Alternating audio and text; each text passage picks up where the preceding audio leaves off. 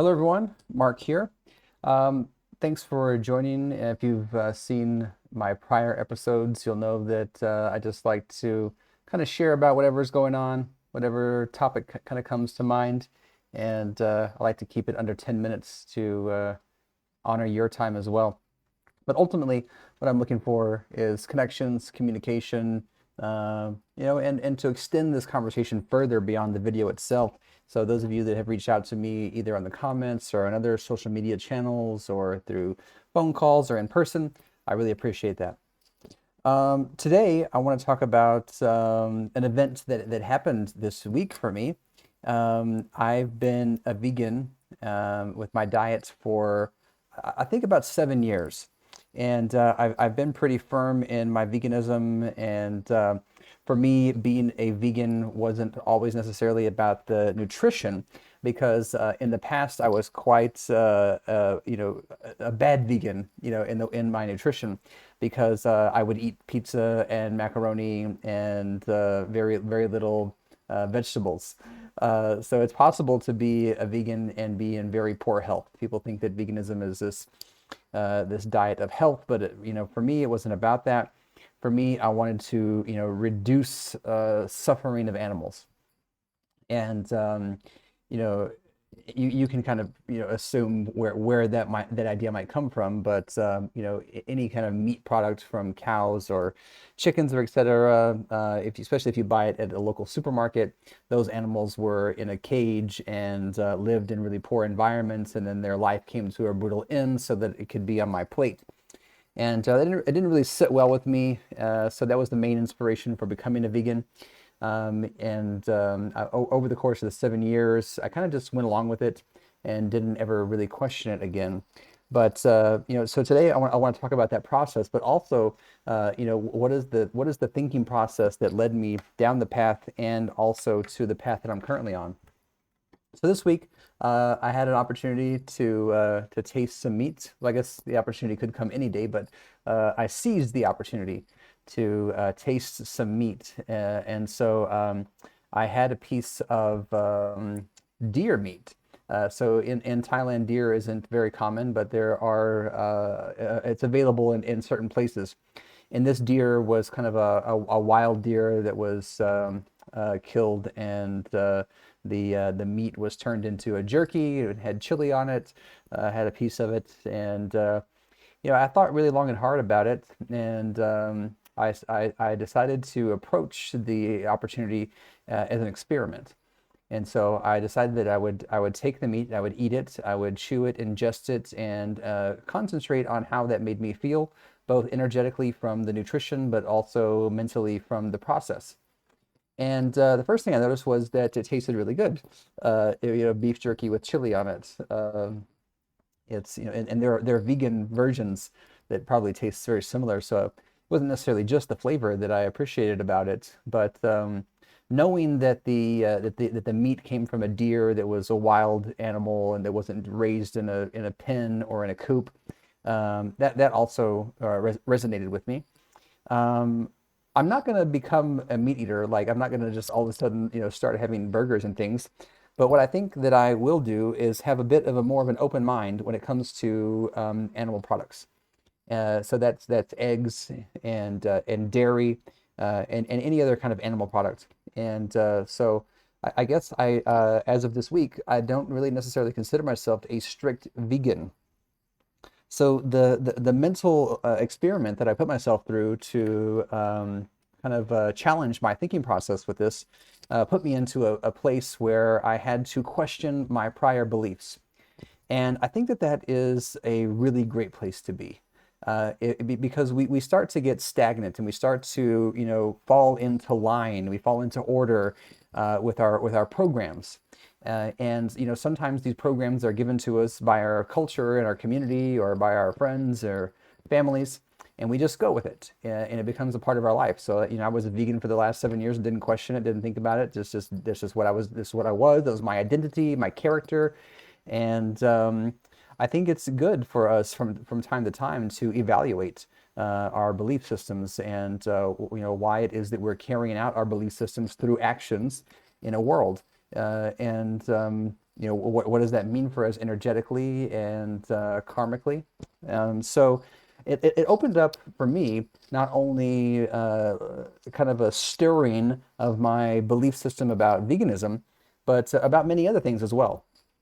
So the main topic I want to talk about today isn't necessarily about veganism or my choice to eat meat or not, because really that's my business, and I'm not promoting either diet or any type of diet for you or anyone else. But what I am promoting, and what I think that we all ought to do a whole lot more often in our life, is to put ourselves in these types of experiments where we can test our core beliefs and really dig in and understand what it is that I'm choosing to do with my time and my energy. Why am I doing that? And if so, does that have a really strong foundation? And what I have found is that over time, that those things can shift. And so I think that that's how we grow. If we get stuck doing the same thing, our entire life for 80 years and then we die, it just doesn't seem, there was an energetic growth. And that's what I'm interested in. I'm interested in an energetic growth throughout the course of my life. I consider my life to be halfway over, given the statistical information that I have about the human life, which could be inaccurate as well. I have to question all things with a certain amount of skepticism. So yeah, I want to talk a little bit about this idea that there seems to be kind of a polarization on just about any topic you can think of. Let's take, for example, the diet. Veganism is on one end of the spectrum. Recently on Instagram, I saw this guy called the Liver King, and he only does ancestral diet, and he's super jacked, and he eats raw liver, and he drinks blood and all this stuff. So I mean, there's these diametrically opposing views on diet. And if we were to research and find information, especially our online researchers that we've all become, we'll find proof, we'll find validation that both of those are correct in some way, shape, or fashion, and we will confirm our opinions about that and say, oh, this is good, this is bad, based on what information that I found. So in that realm where we have information about topics that is diametrically opposing to each other, this new kind of word has come about recently. It's called fake news. And it's where, one party says our research is actually the correct one, and anything else is fake. And because there are these different opposing viewpoints, and you can find research and validation to basically prove just about any viewpoint that you have, we are left with very little to rely on, which causes a bit of a chaos in our minds and in our societies. So how can we, balance that out? How can we not be so polarized? And for me, it comes down to discernment. All right. So how can I use a grounded and level head to take these two opposites, the ancestral meat eater versus the vegan, and how can I, as the Buddhist puts it, walk the middle path? How can I have discernment so I can understand the pros and cons of both of those, and then discern for myself which is the best route for me personally? And I'm not advocating that anyone do any certain such thing. They should only do the thing that resonates most with themselves, which is the only teaching that I have for people, is to do whatever it is that you are drawn to, and be aware of the biases and be aware of the leanings that our culture kind of puts on us, and be aware of the things that we do and the places that we spend our time that may not be our choice, but were kind of thrust upon us based on our culture and where we live in the world. So discernment is the ability to look at an information and decide whether it's useful or not. And that's a very critical skill to have. So I think, as an educator and working in the field of education my whole life, I think it's probably one of the skills that we should be working with the most. That's probably like lowest on the level of importance in education. With math and science and technology being way up here, we forget about that very critical skill of discernment.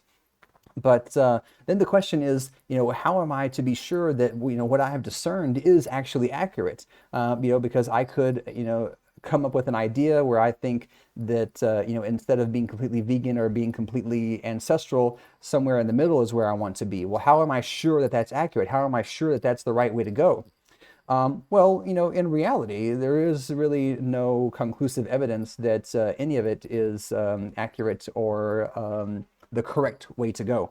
But in the field of discernment, we have to first be able to ground our nervous system in such a way that we're not being impacted by incoming information, so that we're not assuaged by the biceps of the ancestral guy and say, "Oh wow, I wish I could be as strong as that guy, so I'm going to eat liver every day and drink blood."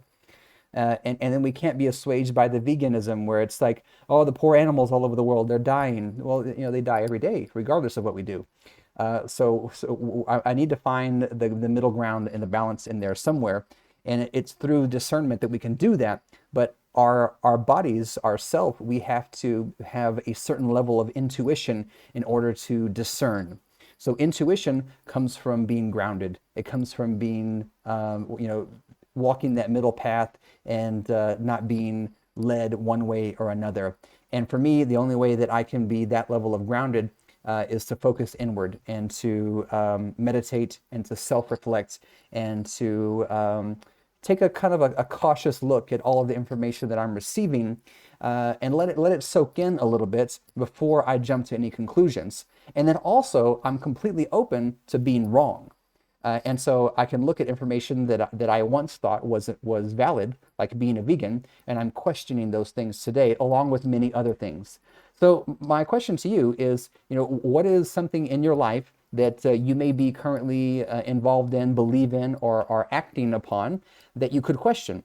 And what is an experiment that you could put yourself into to test the validity of that? And then how can you use your own integrity and your discernment to decide whether that path is correct for you or whether you should walk a new path? Thanks for hanging out with me today. Hope that was interesting and inspiring, or we can talk about it more. Please reach out to me. Happy to discuss. Thank you, and cheers.